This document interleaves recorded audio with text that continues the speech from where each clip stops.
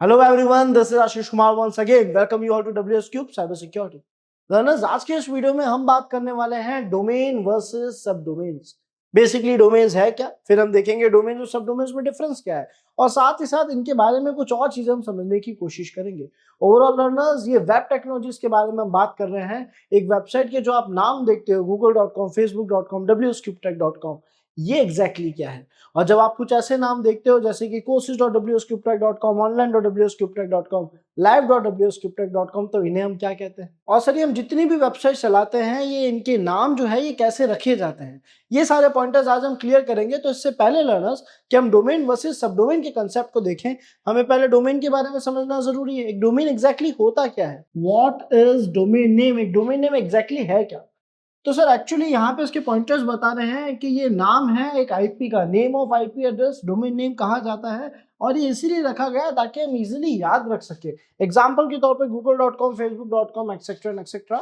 But the point is कि IP के नाम का क्या मतलब है, ये पूरा कंसेप्ट एग्जैक्टली समझाना क्या चाह रहा है। तो हम इसे बिल्कुल स्टार्टिंग से स्टार्ट करते हैं। सर, ये सारी चीजें स्टार्ट हुई एक डेवलपर से।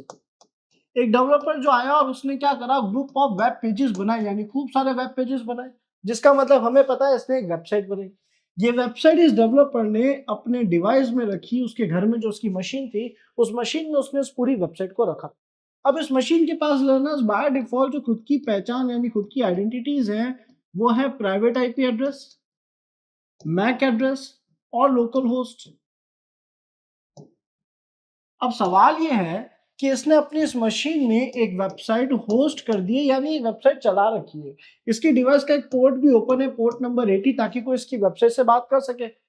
लेकिन क्या हम लोग जो इस वेबसाइट से बहुत दूर है, जो इस डिवाइस से बहुत दूर है, हम अपने अपने घरों में अपने अपने ब्रॉडबैंड से जिन मशीन से इंटरनेट चला रहे हैं, क्या हम लोग इस डिवाइस से बात कर सकते हैं? सर, आईपी का रूल हमें सिखाता है कि नहीं कर सकते। आईपी का रूल बता रहा है कि एक प्राइवेट आईपी केवल और केवल दूसरी प्राइवेट आईपी से बात कर सकती है लोकल एरिया नेटवर्क में। और ऑब्वियसली बात है, लोकल एरिया नेटवर्क नहीं है। ये जो यूजर है, ये तो वाइड एरिया नेटवर्क में बैठा है, मुझसे काफी दूर बैठा है। तो क्या ये अपनी प्राइवेट आईपी की मदद से मुझसे बात कर सकता है? बिल्कुल नहीं कर सकता, क्योंकि आईपी के रूल्स के अगेंस्ट है। यानी सर, डेवलपर ने अपनी वेबसाइट बना तो दी, अपनी वेबसाइट होस्ट तो कर दी, पर उसकी वेबसाइट कोई एक्सेस नहीं कर पा रहा। तो ऐसे में डेवलपर ने क्या करा, उसने परचेज करा एक ऐसी डिवाइस, एक ऐसी मशीन को परचेज करा जिसके पास खुद का पब्लिक स्टैटिक आईपी एड्रेस है। अब ये जो पब्लिक स्टैटिक आईपी इसके पास है, एग्जांपल के तौर पे मान लो ये आईपी है 8.8.8.8। तो एक ऐसा डिवाइस जिसे हम सर्वर कहते हैं, जिसके पास खुद का पब्लिक स्टैटिक आईपी एड्रेस है, ऐसा डिवाइस इसने परचेज करा, अपनी वेबसाइट को यहाँ पे ले गया और रख दिया। अब लर्नर्स, अगर इस मशीन का आईपी 8.8.8.8 ना होकर पब्लिक आईपी है, अगर ये आईपी ये ना होकर कुछ ऐसा होता, तो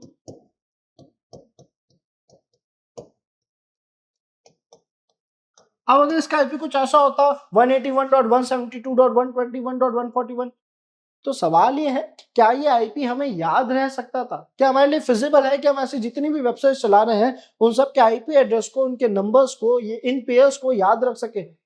सर, एक्चुअली हमारे लिए इतना फिजिबल नहीं है। एक वेबसाइट तो शायद हम याद रख भी ले, बट हम तो मार्केट में कई सारी वेबसाइट चलाते हैं, हम सारी वेबसाइट्स को एक्सेस करने के लिए उनके आईपी को याद नहीं रख सकते। तो डेवलपर ने देखा कि लोग अब उसकी वेबसाइट चलाने तो आ रहे हैं, लोग उसकी वेबसाइट्स को एक्सेस तो कर रहे हैं, विजिट तो कर रहे हैं, लेकिन लोगों को आईपी एड्रेस याद नहीं हो रहे। तो जो नंबर ऑफ ऑडियंस आ रही है वो बहुत कम है। जिन जिन को याद रहता है, जो कहीं स्टोर कर लेते हैं, जो कहीं सेव कर लेते हैं, वो लोग तो इस वेबसाइट पे आ पा रहे हैं, बट बाकी लोग नहीं आ पा रहे। तो डेवलपर ने सोचा कि क्यों ना इस नंबर का कुछ करा जाए, इस आईपी एड्रेस को कुछ इस तरीके से बनाया जाए, या इसके साथ कुछ ऐसी चीज जोड़ी जाए जिससे हर कोई इस वेबसाइट को एक्सेस कर सके। अब ये बिल्कुल वैसा है जैसे हमारे डिवाइसेस में मोबाइल नंबर्स। लर्नर्स, अगर आज मुझे आपसे बात करनी है तो ये बहुत जरूरी है, मेरे पास आपका कॉन्टैक्ट नंबर होना चाहिए। अगर किसी को वेबसाइट चलानी है तो उसके पास आईपी होना चाहिए। अब अगर मुझे आपसे कॉल करना है, तो शायद एक बार मैं आपसे आपके कॉन्टैक्ट नंबर पूछ के कॉल कर लूं, लेकिन दोबारा कॉल करना हुआ तो क्या मुझे आपके मोबाइल नंबर याद रहेंगे? क्या मुझे जितने भी लोगों से मैं बातचीत करता हूँ सबके मोबाइल नंबर्स याद हैं? नहीं है, लेकिन हम बात तो कर पाते हैं। सेम उसी तरीके से हम जितनी भी वेबसाइट चलाते हैं, हमें उनमें से शायद किसी का भी आईपी याद ना हो, लेकिन हम उन वेबसाइट्स को तो चला रहे हैं। ये फिजिबल हुआ डोमेन नेम की मदद से। जैसे मोबाइल नंबर के केस में मैंने आपके मोबाइल नंबर को, यानी आपकी कॉन्टैक्ट डिटेल्स को मेरे डिवाइस में स्टोर करा, उसको एक नाम दे दिया। उस मोबाइल नंबर को मैंने एक नाम दे दिया, फॉर एग्जाम्पल मैंने लिख दिया अमन, तो अब यहाँ पे मैंने एक नंबर को एक नाम दे दिया और मेरे लिए बहुत आसान है कि अब मुझे जब भी अमन से बात करनी होगी मैं केवल अपनी कॉलर लिस्ट में जाऊंगा, वहां पे जाकर सर्च करूंगा अमन और कॉल कर दूंगा। तो मैं केवल एक नाम को कॉल करूंगा, वो नाम ऑटोमेटिकली नंबर में कन्वर्ट होगा और आप तक कॉल पहुंच जाएगा। क्यों? क्योंकि मैंने उस नंबर को नाम से सेव कर लिया है। उसी तरीके से हर एक नंबर को एक नाम दे दिया गया, क्योंकि देखा गया कि सर नाम याद रखना ज्यादा आसान है और उसी नेम को हम डोमेन नेम कहते हैं। तो डोमेन नेम और कुछ नहीं है, एक आईपी का नाम है, इसलिए रखा गया ताकि आप इजीली याद रख सके आईपी एड्रेसेस को। तो अब इस डेवलपर के लिए बहुत आसान हो गया, क्योंकि इसने जो वेबसाइट बना के एक सर्वर पर रखी थी, अब लाखों करोड़ों लोग इसकी वेबसाइट को एक्सेस कर पा रहे हैं। क्योंकि हम सबको याद है facebook.com, google.com, wscubetech.com और XYZ, चाहे कोई भी डोमेन हो। तो अब ऐसा करने पे लर्नर्स वेबसाइट का ट्रैफिक बढ़ा, इंटरनेट के यूजर्स बढ़े और चीजें और अच्छी होने लग गई। अब हुआ क्या, कैसा डेवलपर ने एग्जांपल के तौर पे मान लेते हैं WSCubeTech जैसी वेबसाइट बनाई थी, एक ऐसी वेबसाइट जो कि कोशिश करिए कि आप लोगों की स्किल्स को अपग्रेड करा जा सके, आप लोगों को बहुत अच्छे लेवल पे technical knowledge, technical skills provide कराए जा सके, ऐसी एक वेबसाइट इस डेवलपर ने बनाई। बट लेटर ऑन इस डेवलपर को रियलाइज हुआ कि सर ये अपनी वेबसाइट पे क्या कर रहा है, अब तक तो ये अपनी वेबसाइट पे आप लोगों को कोहर्ट्स यानी बैचेस प्रोवाइड कराए जा रहे हैं, आप लोगों को क्लासेस दी जा रही है, ऑनलाइन या ऑफलाइन क्लासेस दी जा रही है, ताकि आप लोग अपने टॉपिक्स को, अपने टेक्निकल पॉइंटर्स को अच्छे से सीख सके, ताकि आप लोग अपने अपनी फील्ड की नॉलेज जो है आईटी डिपार्टमेंट में अच्छे से ले सके। बट इसको फिर रियलाइज हुआ कि क्यों ना मैं एक काम करूं, मैं रिकॉर्डेड कोर्सेज भी देना चालू कर दूं। तो इसने कहा मैं काम करते हैं, रिकॉर्डेड कोर्सेज देना चालू कर देते। तो इसने शायद एक और डोमेन बना दिया, विच इज